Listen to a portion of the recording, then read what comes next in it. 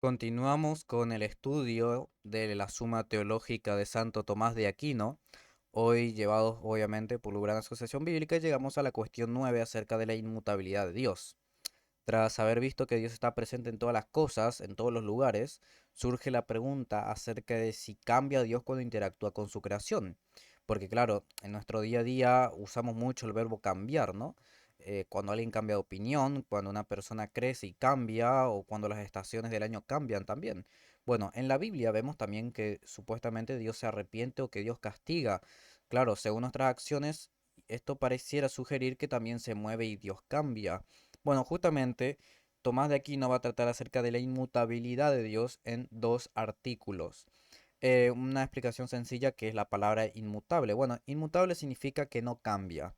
Em, es importante el hecho de que Dios no cambie, porque si Dios cambiara, sus promesas podrían ser inciertas. O sea, ¿qué seguridad me da que Dios me prometa algo si después puede cambiar de opinión? O incluso si su bondad hoy está estable, podría a lo mejor para mañana acabarse, Dios cambió. O incluso su presencia podía variar. Bueno, de hecho la estabilidad de nuestra fe depende de la firmeza de Dios. Si Dios es inconstante o no hay una estabilidad segura para sus promesas, entonces tampoco puedo tener una fe segura en Él. Entonces, de ahí que la doctrina de la inmutabilidad es tan importante.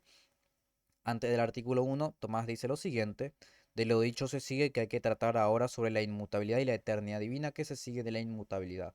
Bueno, ya nos hizo un spoiler de la cuestión 10 que va a ser la eternidad, pero hoy nos toca la inmutabilidad. Artículo 1. Dios es completamente inmutable. Objeciones por las que parece que Dios no es completamente inmutable.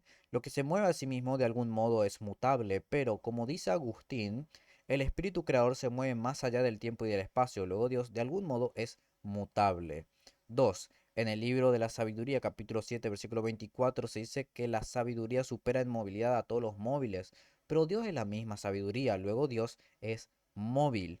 3. Acercarse y alejarse significan movimiento. Así en la escritura, Santiago capítulo 4, versículo 8, se dice, acercaos a Dios y Dios se acercará a vosotros. Luego Dios es mutable.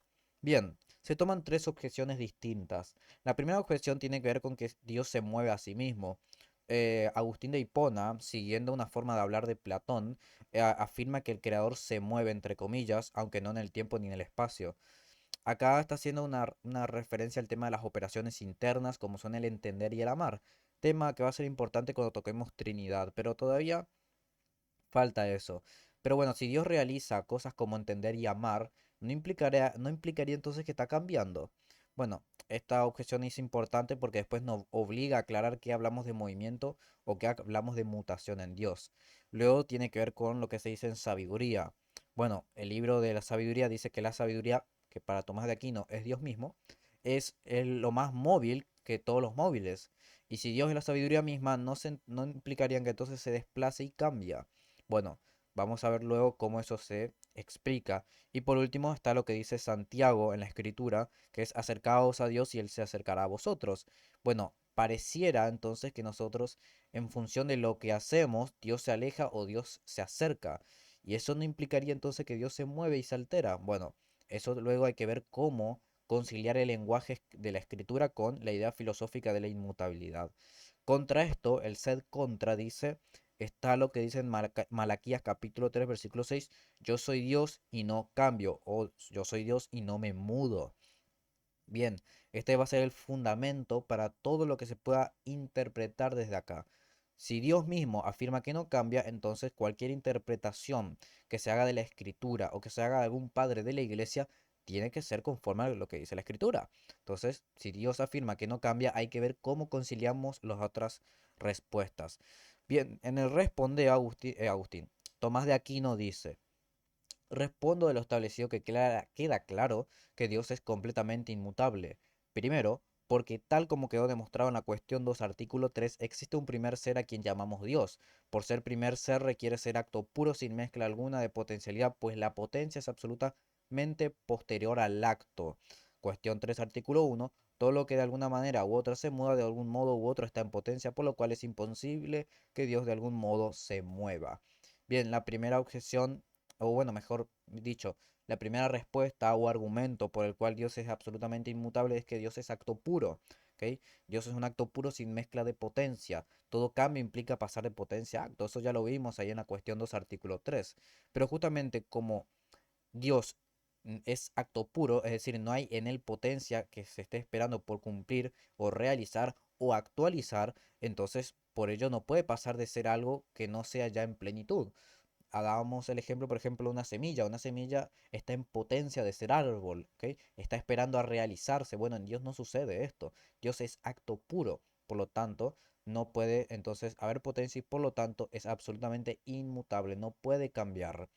Segundo, porque todo lo que se mueve con respecto a algo permanece y con respecto a algo cambia. Ejemplo, la blancura que se cambia en negritud permanece en su sustancia. Así en todo lo que se mueve hay alguna composición.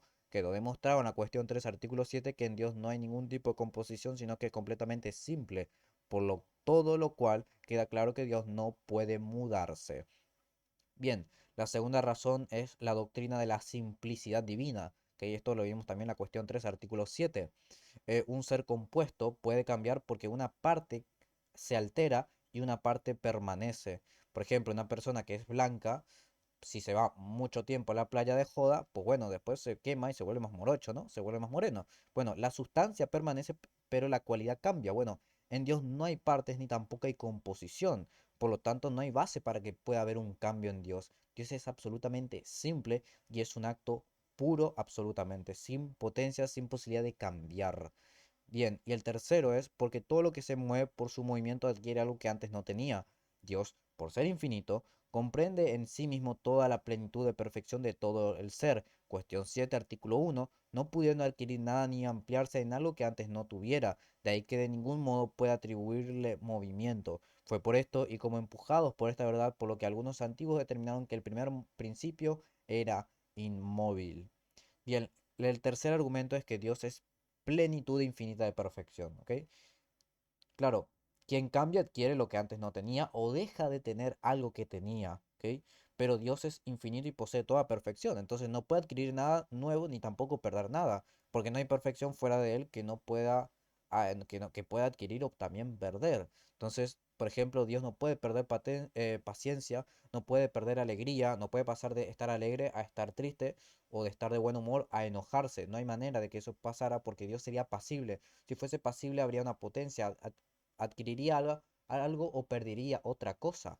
Entonces, no hay manera de, por ejemplo, afirmar semejante cosa.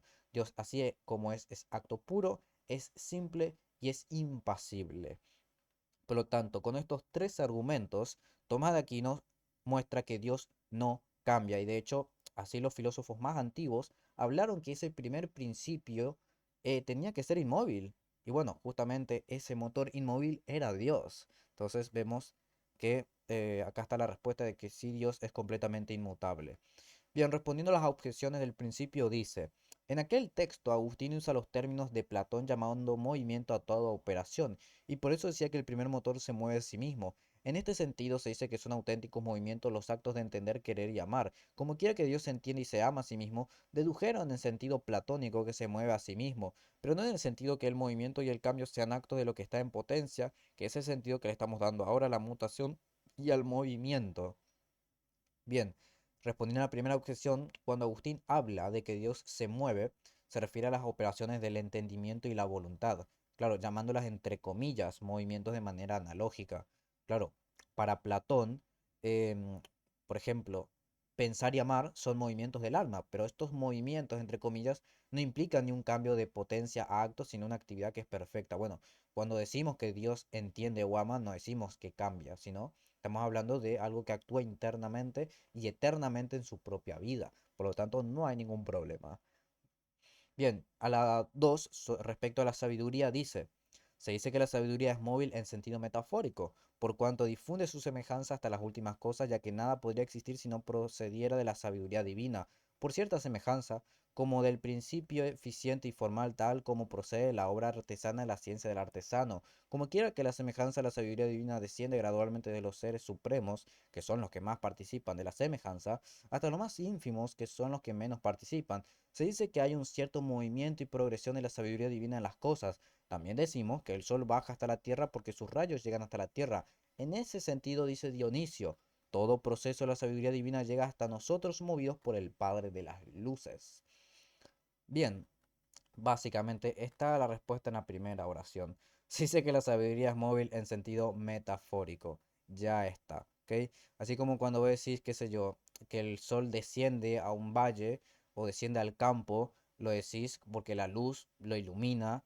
Bueno, la sabiduría divina llega a las cosas por influencia, pero esto se dice de manera metafórica también, no se dice de manera literal. Entonces se entiende qué es lo que se quiere decir con que la sabiduría es móvil, o en el caso de Dios que es móvil en ese sentido. Pero de ninguna manera esto implica una mutación, un cambio en Dios.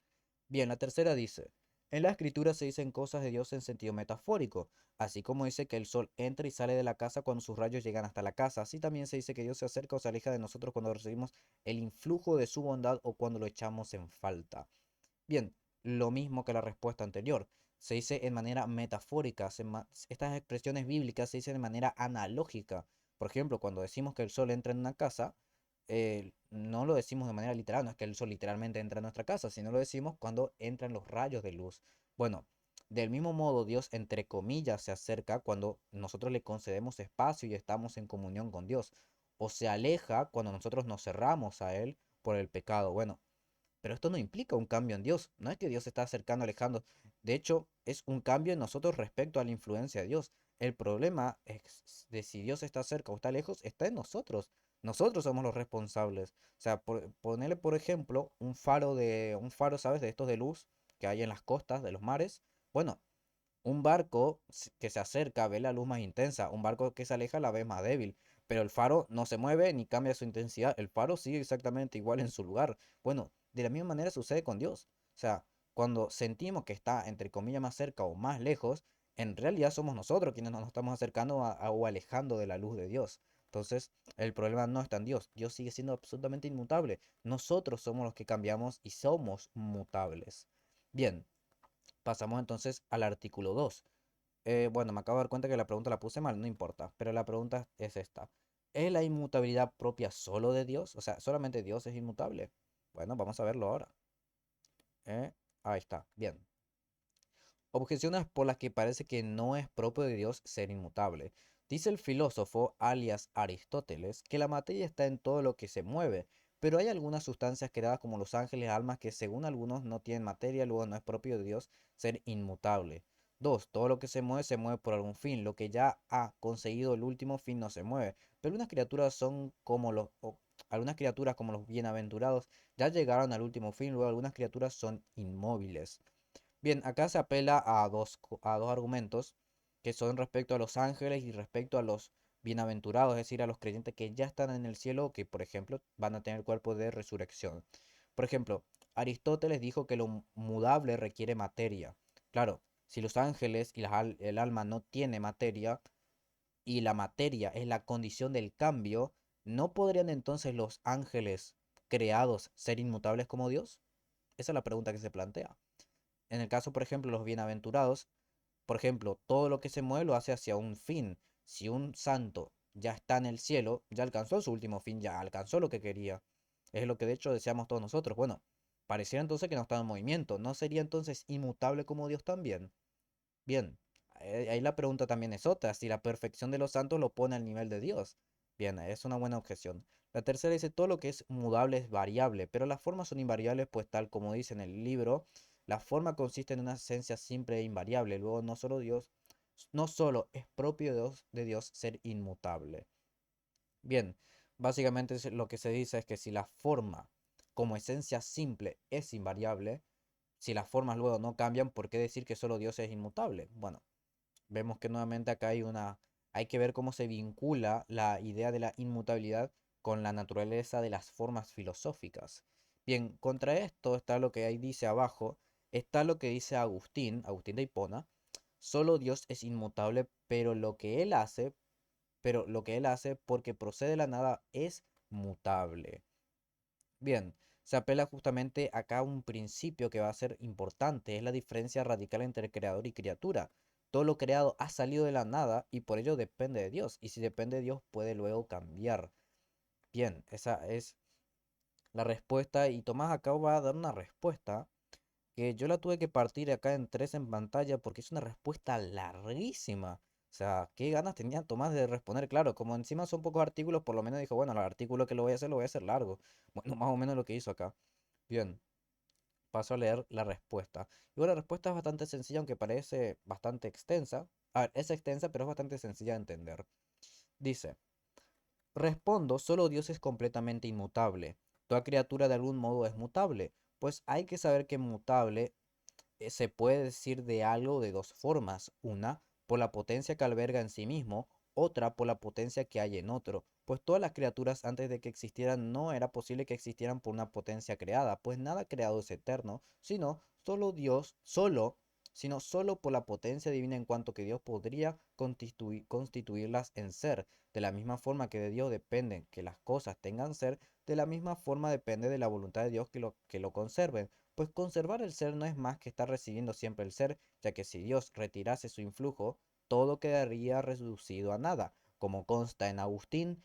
Así pues, de la misma forma que en la potencia del Creador estaba que las cosas existieran antes de que existieran, de la misma forma en la potencia del Creador está el que, después de existir, no existan. Por tanto, en virtud de la potencia que hay en otro, Dios son mutables, pues Él las sacó de la nada y puede volverlas a la nada.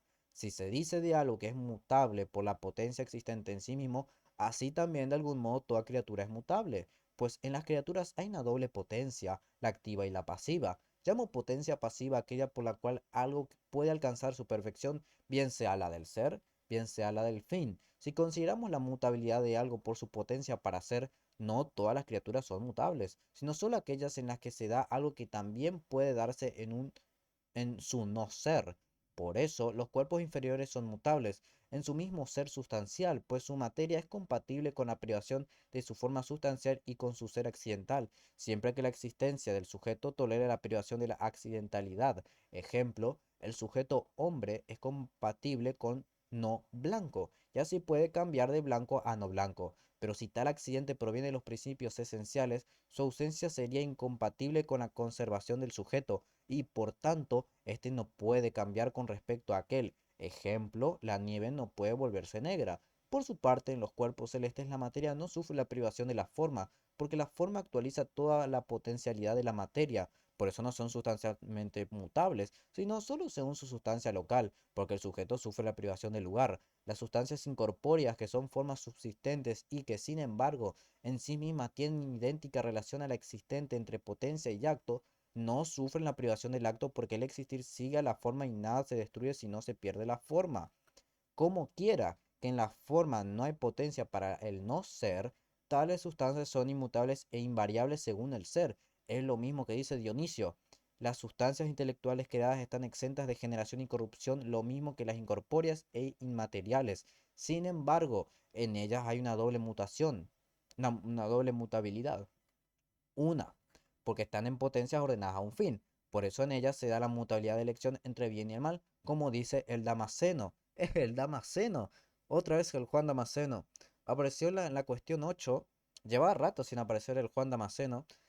En las primeras cuestiones estaba todo el rato el Damasceno y siempre en contra nuestra. Ahora está a favor nuestro el Damasceno. Se está redimiendo Juan Damasceno. Venía siempre en contra nuestra. Ahora en la cuestión 8 y 9 está de nuestro lado. Igual que Dionisio, igual que Aristóteles, igual que Agustín de Hipona, todo el rato salen. Cada tanto a lo mejor sale Ambrosio de Milán, sale, qué sé yo, Gregorio Magno salió también, pero casi siempre son los cuatro mismos de siempre. Bien, tienen que seguir así el Damasceno del lado nuestro, tiene que estar.